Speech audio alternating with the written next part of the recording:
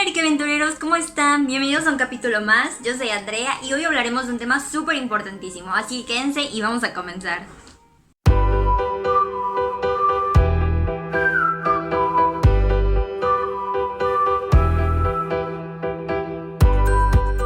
Bueno, el día de hoy hablaremos de tres grandes arquitectos y ustedes dirán, ¿y estos arquitectos qué tendrán de especial?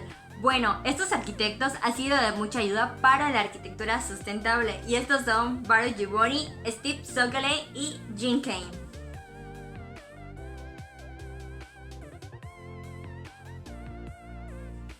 Givony fue un arquitecto israelí nacido el 10 de enero de 1920. Se desempeñó como profesor e investigador del Building Research Stations. Además, fue maestro de arquitectura y diseño urbano. También fue cofundador de la Asociación Internacional Peace and Love Energy Architecture y lamentablemente murió en el 2019 en Israel. Y te preguntarás, ¿y quién es Givony y qué importante tiene? ¿O por qué estamos hablando de él? Bueno, pues déjame decirte que Givony fue uno de los especialistas en la arquitectura bioclimática. ¿Pero qué es la arquitectura bioclimática? Bueno, la arquitectura bioclimática se centra en el diseño y construcción de edificios tomando en cuenta las condiciones climáticas del lugar o la región que se está construyendo.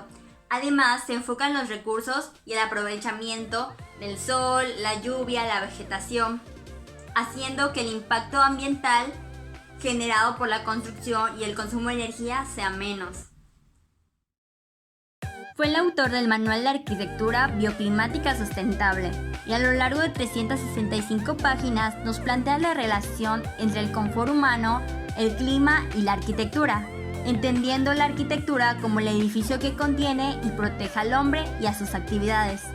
Para que todo esto sea posible, su trabajo llega a la síntesis en un climograma, realizado sobre un diagrama psicométrico, donde traza una zona de confort hipotérmico para invierno y verano.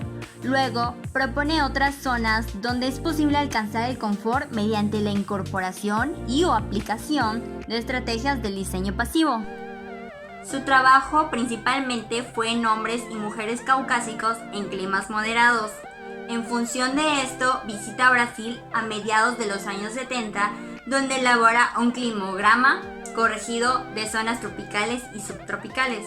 Su modelo permite, mediante la intersección en el diagrama de valores de temperatura y humedad medios mensuales, trazar las características bioclimáticas de un sitio.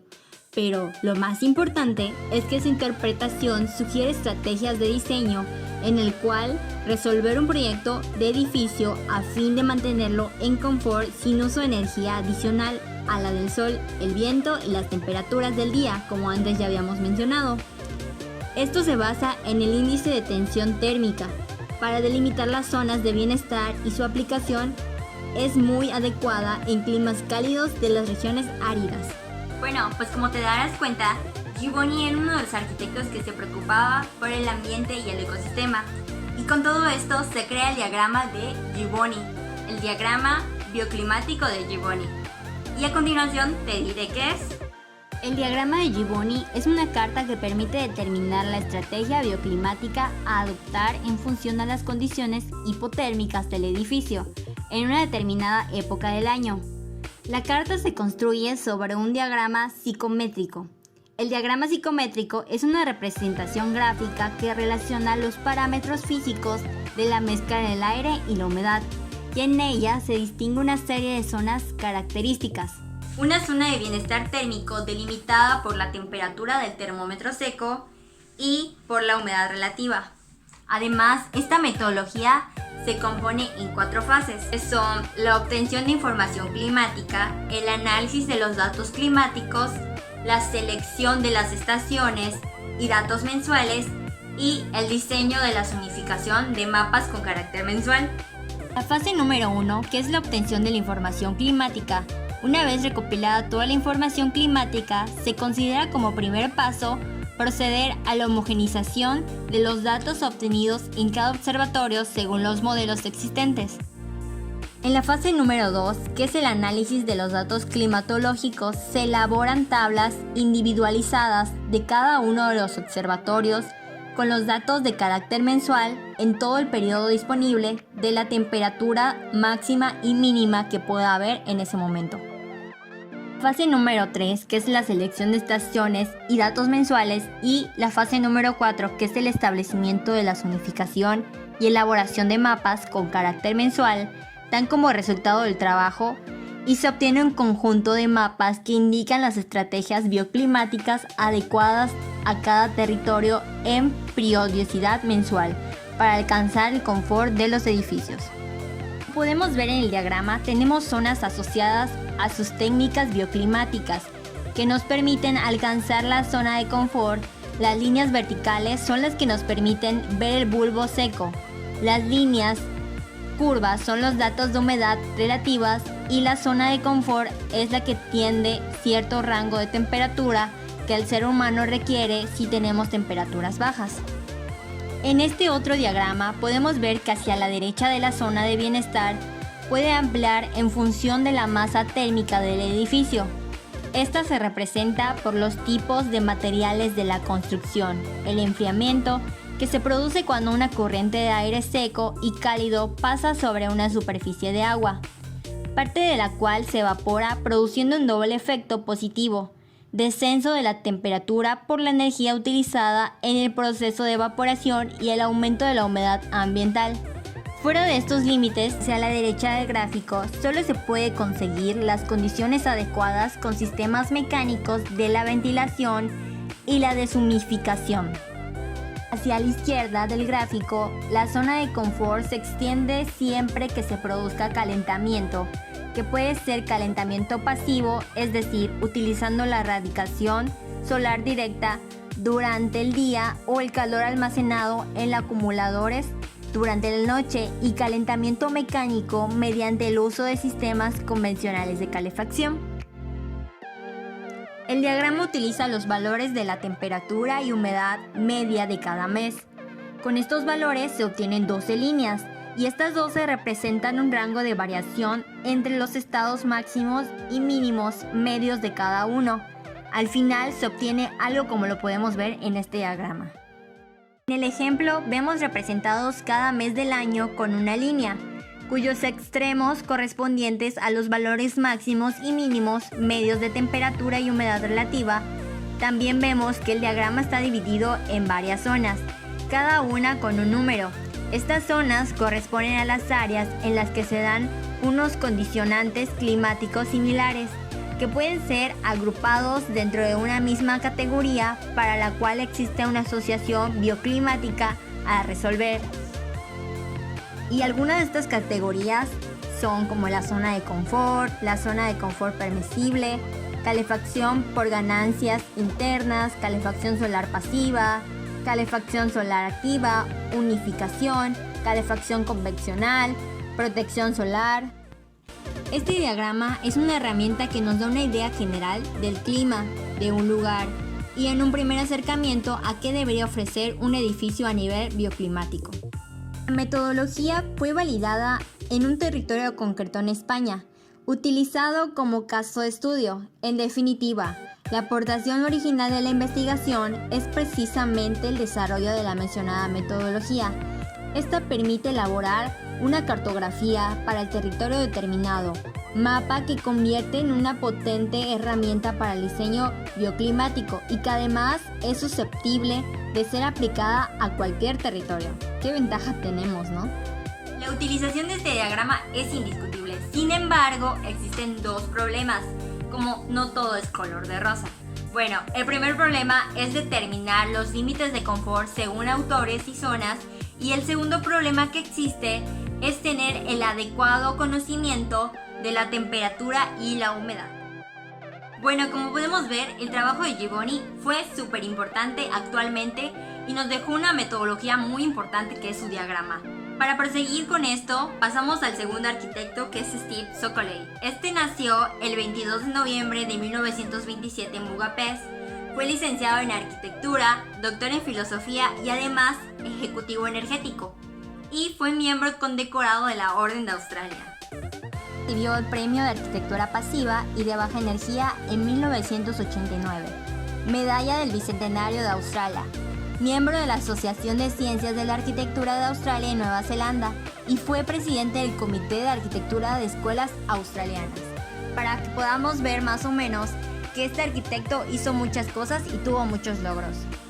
Bueno, básicamente su propuesta se define en 4 etapas y tiene como objetivos la recopilación concisa, la identificación de restricciones, el estudio de condiciones climatográficas y definición de esquemas espaciales. Y todo esto lo utiliza en su método. Número 1 es el análisis climático.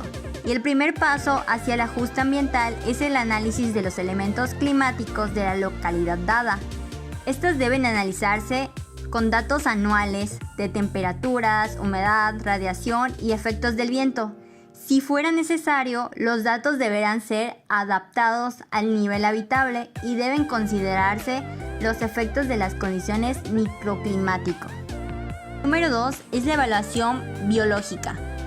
Esta debe basarse en las sensaciones humanas. La representación de los datos climáticos de la carta bioclimática a intervalos regulares mostrará un diagnóstico de la región y se determinarán tablas de datos horarios. El número 3 es la solución tecnológicas. Estas, después de determinar los requerimientos, debe buscar las soluciones tecnológicas y para ello deberá realizarse los siguientes cálculos: la selección del sitio, la orientación, determinación de sombras, forma de la casa, movimientos de aire y balance de temperatura interior. El número 4 es la expresión arquitectónica, que a través de los resultados obtenidos de los 3 pasos anteriores debe desarrollar conceptos arquitectónicos y equilibrarlos de acuerdo a la importancia de diferentes elementos. Lo importante de esto es que Sokolay se define en 4 etapas. La primera es el estudio de preliminares. Esta es una recopilación concisa, identificando las restricciones, el estudio de condicionantes climatológicos y la definición de los esquemas espaciales, así como la definición de una propuesta energética. El segundo es un anteproyecto, que tiene como objetivo la generación de ideas y la formulación y prueba de hipótesis de diseño. Como producto se deberán contar con una propuesta de diseño. La tercera es el proyecto. Esta es la etapa donde se detalla la decisión de diseño, teniendo conocimiento ya de las consecuencias energéticas de cada decisión, que se debe elaborar planos, detalles y especificaciones. Y por último tenemos la evaluación final, en donde se deberá hacer un análisis térmico de ventilación, lumínicos del uso de la energía para todos los propósitos.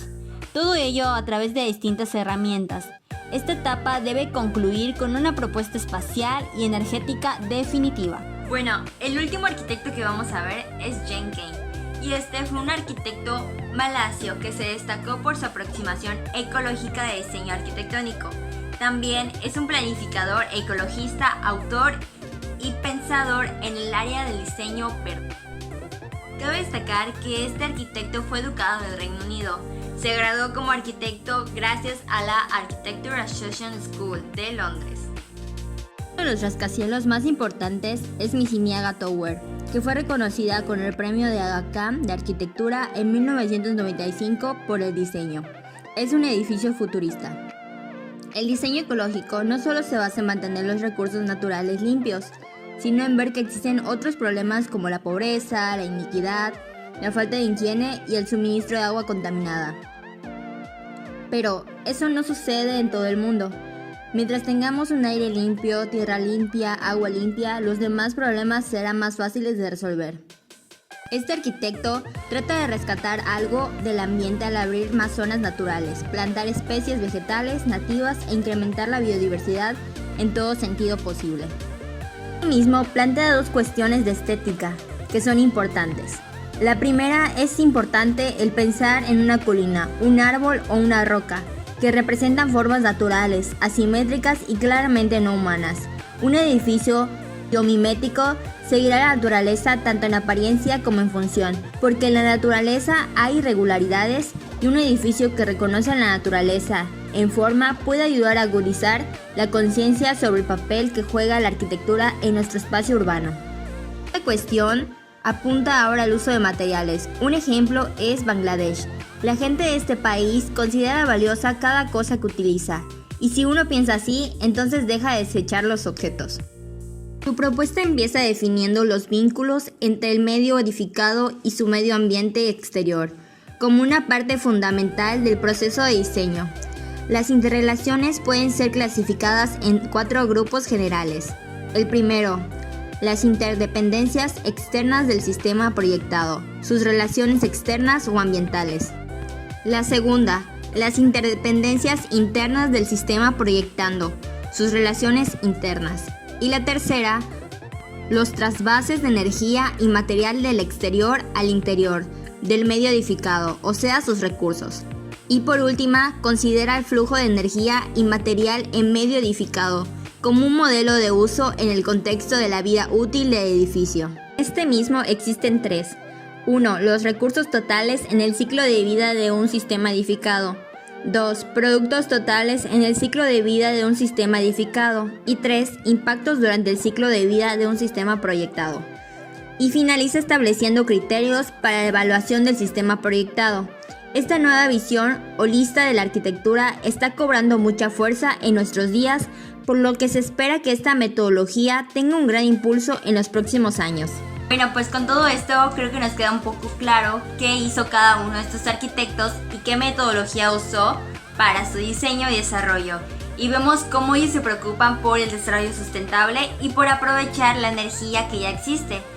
Bueno, Aventureros, pues esto ha sido todo por el día de hoy. Muchísimas gracias por estar un día más acá y espero que esta información les haya ayudado para ampliar sus conocimientos y aprender un poquito más.